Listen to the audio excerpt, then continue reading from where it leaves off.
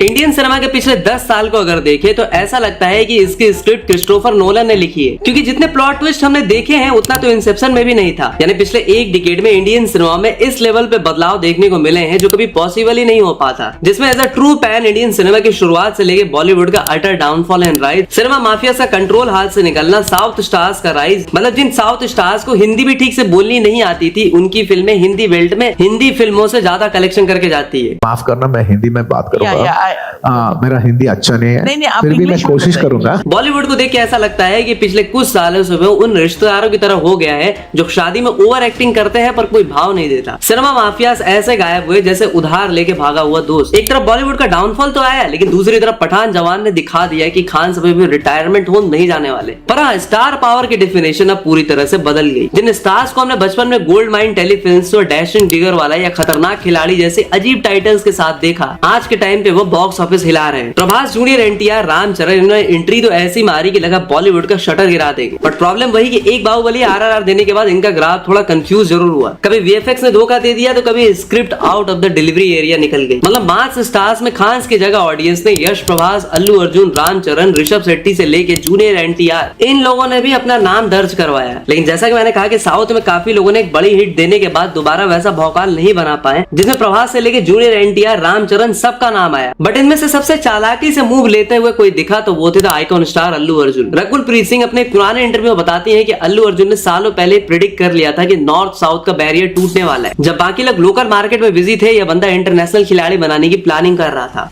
Allu Arjun, you know, he always had a vision, मैंने ये पहले भी कहा है, he always had a vision कि मैं तो चलो ठीक है स्टार हूँ, राइट, और मैं जो काम कर रहा हूँ मैं उसे इम्प्रूव करूंगा, बट मैं तेलुगु फिल्म इंडस्ट्री को ग्लोबल लेवल पर कैसे लेके जाऊँ। I remember having this conversation with him Sarrainodu के टाइम पे। अल्लू अर्जुन वो पहला एक्टर था जिसने सबसे पहले नॉर्थ साउथ के बैरियर्स को तोड़ के पैन इंडियन सिनेमा की बात कही थी। I want to be very authentic.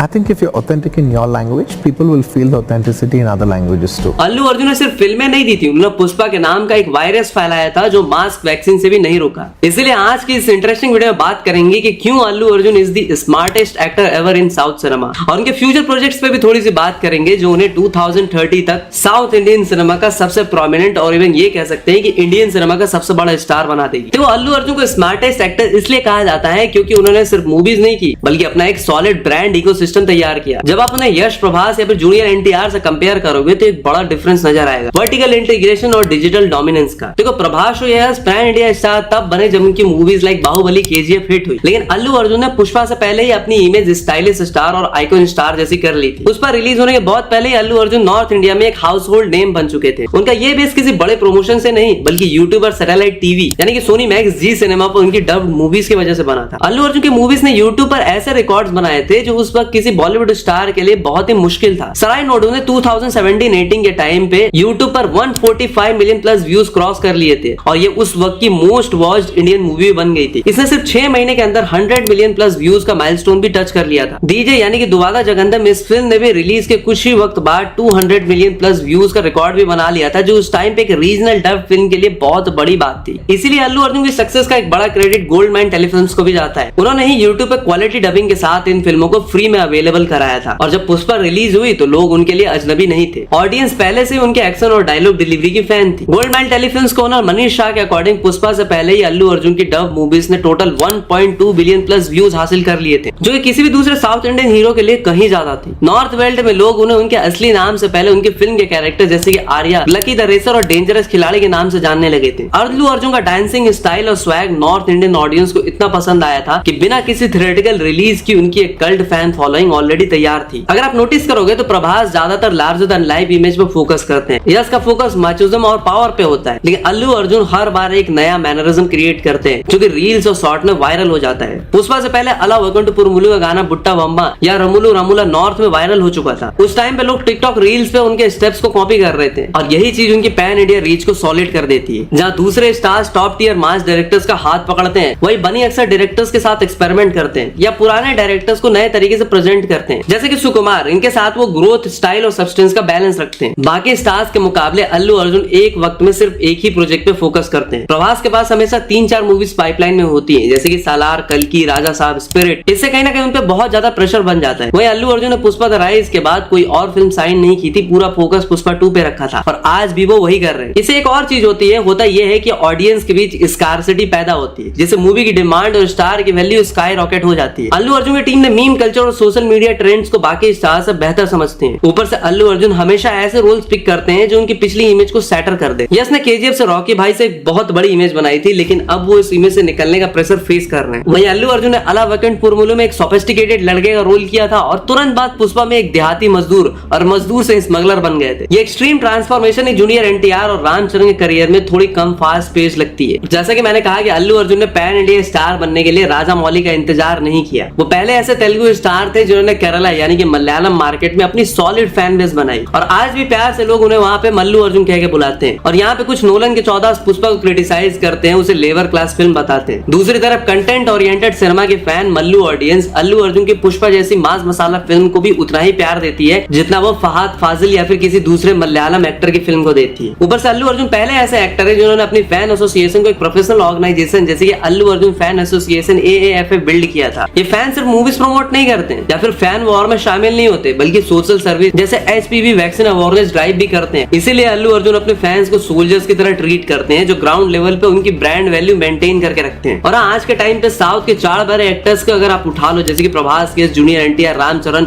Allu Arjun, तो अल्लू अर्जुन को छोड़ के इनमें से बाकी किसी को भी आज तक नेशनल अवार्ड नहीं मिला। बट अल्लू अर्जुन पहले ऐसे तेलुगु एक्टर हैं जिनको 2021 में पुष्पा द राइज के लिए national award for best actor भी जीता। और भाई SRK को 33 इयर्स की फिल्मी करियर में नेशनल अवार्ड जवान जैसी फिल्म के लिए मिलता है, जिसे लोगों ने साफ साफ झोल बता दिया था। बट बाद में लोग शांत हो गए थे क्योंकि ये अवार्ड जवान के लिए नहीं बल्कि स्वदेश के लिए ही था। क्योंकि आशुतोष गोवारिकर जिन्होंने SRK के साथ स्वदेश बनाई थी, he was the chairperson of the jury for 71st national film award. और ब्रांड वैल्यू और मार्केटिंग से याद आया कि अल्लू अर्जुन की मार्केटिंग टीम बहुत ही एग्रेसिव है। झुकेगा नहीं साला यानी कि थगे दिल्ली जैसे कैच फ्रेजेस को भी फिल्म से पहले ही ब्रांड बना देते हैं। जूनियर एनटीआर और रामचरण अक्सर लेगेसी और सॉलिड एक्टिंग पे डिपेंड करते हैं। अल्लू अर्जुन एक्टिंग के साथ साथ पैकेजिंग पे भी बहुत मेहनत करते हैं। उनका ड्रेसिंग सेंस और डांस हुक्स उन्हें किड्स और यूथ में बहुत ही पॉपुलर बनाता है। तो अब बात करते हैं अल्लू अर्जुन के अपकमिंग प्रोजेक्ट्स। तो देखो, टू बी वेरी ऑनेस्ट, आज कंडीशन ऐसी है कि अल्लू अर्जुन के साथ इंडियन सिनेमा का मेरा मतलब हर इंडस्ट्री का एम्बिशियस बंदा काम करने को तैयार खड़ा है। यार अलग अलग इंडस्ट्री के डायरेक्टर्स उन्हें 4-5 फिल्में ऑफर कर रखी है और यही फिल्म इंडियन सिनेमा का सबसे बड़ा सुपरस्टार भी बनाएंगी और इंडियन सिनेमा का बार भी हाई सेट करेंगी। इस लिस्ट की सबसे पहली फिल्म है तमिल तेलुगु सिनेमा का फेनोमेनल कोलैब। हाँ, मैं अल्लू एटली वाली AA22A6 की ही बात कर रहा हूँ। तो अल्लू अर्जुन और एटली का ये कोलैब फायर नहीं सीधा वोल्केनो लेके आ रहा है। अब तो इसको नाम भी मिल गया है एज़राका। और ये फिल्म नहीं दरअसल एक मैसिव साइंस फिक्शन थ्रिलर है जो पैन इंडिया नहीं सीधा पैन वर्ल्ड को टारगेट करेगी। मुंबई के VFX स्टूडियोज में शूटिंग ऐसे चल रही है जैसे कोई नासा का मिशन चल रहा हो। हॉलीवुड के बड़े बड़े सूरमा जैसे कि आयरन हेड स्टूडियोज, जेम्स मैडिगन इससे जुड़े हैं। स्क्रिप्ट सुनकर तो उनका भी सर घूमर करने लगा है। लेकिन अपने अर्जुनवा थोड़े जल्दी में है क्योंकि उन्हें जून 2026 तक पैकअप करके नए प्रोजेक्ट पे निकलना जो है। पर एटली ने बेबी जॉन भले डायरेक्ट ना की हो, पर डर तो उन्हें भी लग रहा है, इसलिए वो इस बार बिल्कुल भी रिस्क नहीं लेना चाह रहे। वो आराम से बिना जल्दी के एक परफेक्ट मास्टरपीस बनाना चाह रहे। और ऐसा कहा जा रहा है कि अल्लू अर्जुन इसमें 4 अलग रोल में दिखेंगे। बाप, दादा, पोता सबका बदला एक ही फिल्म में लेंगे। फिल्म का बजट 800 करोड़ है, यानी कि रामायण के बाद सेकंड मोस्ट एक्सपेंसिव। इसमें multiverse, time travel, 4 Allu Arjun. Hollywood वाले भी परेशान है कि इंडियन डायरेक्टर कर क्या रहा है। बस दुआ करो कि 800 करोड़ स्क्रीन पे आग लगा दे। टारगेट तो दिसंबर 2026 या जनवरी 2027 ही है, पर VFX का काम देखते हुए ये समर 2027 तक भी खिंच सकती है। अगले प्रोजेक्ट की बात करें, देखो तेलुगु डायरेक्टर्स का बोलबाला तो है ही, लेकिन आज बात करेंगे उन डायरेक्टर्स की जो तमिल इंडस्ट्री से आके अल्लू अर्जुन पे कुछ ज्यादा ही मेहरबान हो रहे हैं। देखो बात ऐसी है कि तमिल इंडस्ट्री में थलापति विजय के बाद जैसे कोई माई का लाल बाप का पीले सुपरस्टार बचा ही नहीं है, इसीलिए सब भाग रहे हैं अल्लू अर्जुन की तरफ। पहले एटली और अब लोकेश कनगराज। लोकेश भाई ने तो अपनी LCO को भी साइड में रख दिया है। कैथी 2, बेंच सब ऑनगोइंग प्रोजेक्ट्स को टाटा बाय बाय बोल के वो सबसे पहले आइकॉन स्टार अल्लू अर्जुन के साथ काम करने को तैयार है। और भाई AA23 और LK7 का अनाउंसमेंट भी हो चुका है। अल्लू अर्जुन और लोकेश कनगराज का ये कोलैब इंडियन सिनेमा का सबसे बड़ा इवेंट होगा। देखो टेक्निकली ये लोकेश की पहली मेजर तेलुगु फिल्म है। लोग बोल रहे हैं कि LCU जैसी यूनिवर्स को छोड़ के AA के साथ फिल्म करना जस्टिफाइड नहीं है, लेकिन जरा सोचो पुष्पा 2 के एक्स्ट्रा ऑर्डिनरी सक्सेस के बाद अल्लू अर्जुन को कितने ही ऑफर्स आए होंगे। इसमें उन्होंने लोकेश को ही चुना, मतलब स्क्रिप्ट में कुछ तो ऐसी बात होगी। ऊपर से लोकेश को भी एक true blue pan India star मिल गया है, इसलिए उन्होंने इसी को प्रायोरिटी दी। लेकिन मैं कहूंगा कि फिल्म नहीं बल्कि म्यूजिकल चेयर का गेम चल रहा है, क्योंकि AA23 असलियत में लोकेश का ड्रीम प्रोजेक्ट है, जिसका पहले नाम दिया गया था इरुम्बुकाई मायावी, जिसमें पहले सूर्य कास्ट किया जाता है, पर उनकी कंगवा पिट जाती है। फिर लोकेश कलिंगराग जैसे आमिर के पास ले जाते हैं। कूली के टाइम पे नरेशन की बातें भी चलती है।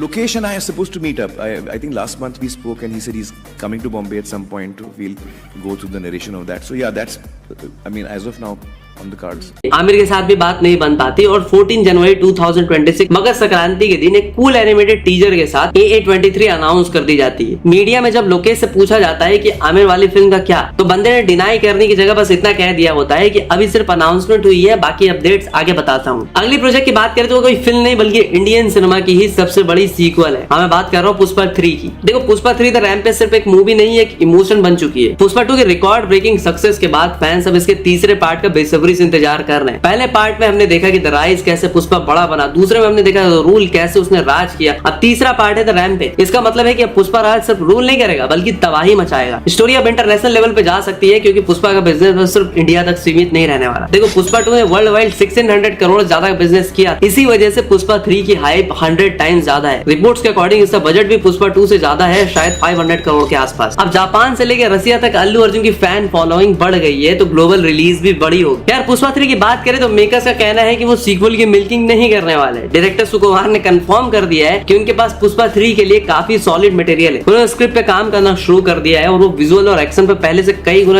गुना बड़ा प्लानिंग करने में लगे हैं। सुकुमार इस बार VFX और CGI पर भी सबसे ज्यादा खर्चा करने वाले हैं। इसके अलावा अल्लू अर्जुन और त्रिविक्रम श्रीनिवास की जोड़ी इस बार फिर से धमाका करने को तैयार है। जुलाई सन ऑफ सत्यमूर्ति और अला वैकुंठपुरमुलु की हैट्रिक के बाद उनका फोर्थ कोलैबोरेशन इंडियन सिनेमा का सबसे बड़ा स्पेक्टिकल होने वाला है। फिल्म का बजट भी मैसिव है, रिपोर्ट्स के अकॉर्डिंग 1000 करोड़ क्रॉस हो चुका है और इसे India costliest mythological fantasy film बताया जा रहा है विद डिवोशनल थीम, क्योंकि यहाँ इसमें रामायण और महाभारत के भी रेफरेंसेस होंगे। और पैन इंडिया रिलीज तो प्लान्ड है मल्टीपल लैंग्वेजेस में, लेकिन कुछ लोग इसे भगवान कार्तिकेय पे बेस्ड फिल्म भी बता रहे हैं। वैसे भी साउथ इंडिया में खासकर तमिलनाडु में भगवान मुरुगन यानी कि कार्तिकेय सिर्फ एक देवता नहीं बल्कि वहाँ की संस्कृति और पहचान का एक हिस्सा है। उन्हें तमिल कडवुलु यानी कि तमिलों को भगवान भी कहा जाता है। नॉर्थ इंडिया में कार्तिकेय जी को अक्सर एक योद्धा और ब्रह्मचारी के रूप में देखा जाता है, लेकिन साउथ में उन्हें एक सुंदर युवा और ज्ञानी देवता के रूप में पूजा जाता है। उन्हें तमिल भाषा का जनक और संरक्षक भी माना जाता है और ऐसा कहा जाता है कि अगस्त मुनि को तमिल भाषा का ज्ञान भी मुरुगन नहीं दिया था। इस फिल्म का स्केल कल्कि 2898 AD या बाहुबली जैसा ग्रैंड होगा, जिसमें त्रिविक्रम के आइकॉनिक डायलॉग्स के साथ हैवी स्पिरिचुअल एलिमेंट्स भी होंगे। इस फिल्म के प्रोड्यूसर अल्लू अर्जुन के बाबूजी अल्लू अरविंद और S राधा कृष्ण है। ऑफिशियल अनाउंसमेंट जल्दी एक्सपेक्टेड है, लेकिन अभी तक फिल्म अनटाइटल्ड है। शूटिंग शेड्यूल्स पे डिले हुए हैं। अर्लियर 2025 में शुरू होने वाला था बट अब 2026-27 में शिफ्ट हो गया है। लीड में अल्लू अर्जुन है, ये बात पक्की है। कोई कंफर्म फीमेल लीड या सपोर्टिंग कास्ट अब तक अनाउंस नहीं हो पाया। पास्ट फिल्म जैसे कि अला वैकुंठपुरमुलु में पूजा हेगड़े, तब्बू, जयराम वगैरह थे, लेकिन इसके लिए फ्रेश कास्टिंग होगी। रूमर्स में कोई बिग नेम्स नहीं है, फोकस स्टोरी और स्केल पे ही है। 1000 करोड़ का बजट, हेवी VFX और CGI का यूज होगा क्योंकि ये त्रिविक्रम का फर्स्ट मेजर VFX प्रोजेक्ट। ऊपर से कहा जा रहा है कि इसमें genre bending plot with grand sets और माइथोलॉजिकल एलिमेंट भी होंगे। पॉसिबली फिल्म 2 पार्ट्स में रिलीज होगी। लोकेशंस अभी भी रिवील नहीं हुए हैं, लेकिन पीरियड ड्रामा स्टाइल में एक्सोटिक सूट्स एक्सपेक्टेड है, जैसे पास्ट में फ्रांस, स्विट्जरलैंड वगैरह में हुआ था। इसके अलावा कुछ रूमर्ड प्रोजेक्ट भी है, जैसे कि अल्लू अर्जुन एंड संदीप रेड्डी वांगा की फिल्म, फिर अल्लू अर्जुन राजा मौली की फिल्म जो काफी टाइम से पेंडिंग है। और इन अपकमिंग प्रोजेक्ट्स और अल्लू अर्जुन के स्मार्ट मूव से आप समझ गए होंगे कि why Allu Arjun is the smartest actor in the south cinema. वैसे आप इस पे क्या ओपिनियन रखते हो वो भी बताओ, और आप वीडियो अच्छी लगी हो तो लाइक करो, इसे और भी लोगों तक पहुंचाओ। तो मिलते हैं अगली वीडियो में, तब तक के लिए हर हर महादेव।